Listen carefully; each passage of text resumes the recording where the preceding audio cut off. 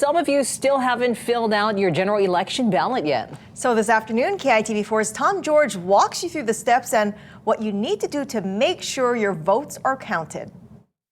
Well, voting is pretty easy. Everybody got one of these in the mail. It's going to come in a sealed envelope from the elections division like this one. And the key is there's going to be 3 things inside that you need to vote. There's the ballot itself, the secrecy sleeve that will come at the end when you put the ballot inside, and the envelope it's going to go out in when you're finished. And now we vote. Let's take a look at what's on your ballot. Now, for the general election, it's a lot easier. You don't have to pick a party like you did in the primary. All you have to do is choose the candidate you want in each race designated for your district. All you have to do is fill the box in completely with a black or blue pen. Now, once you've filled out all the races for your candidates, you need to make sure you turn the ballot over because there are charter questions for each county on the backhand side of the ballot. In Honolulu County, there are 4 questions to fill out. In Maui County, there are even more. There are nearly a dozen of those questions. And you can find a link to all the amendments on our election page at kitv.com.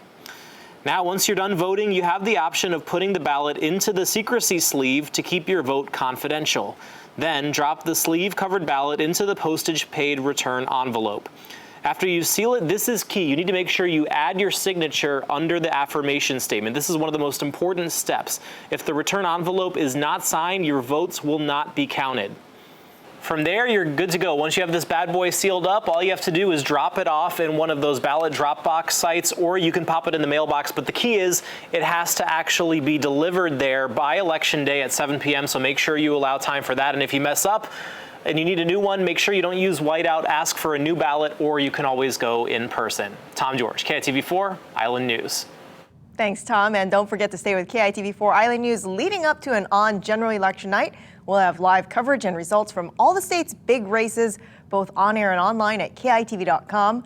Our full election coverage will begin at 7 o'clock on general election night. That's November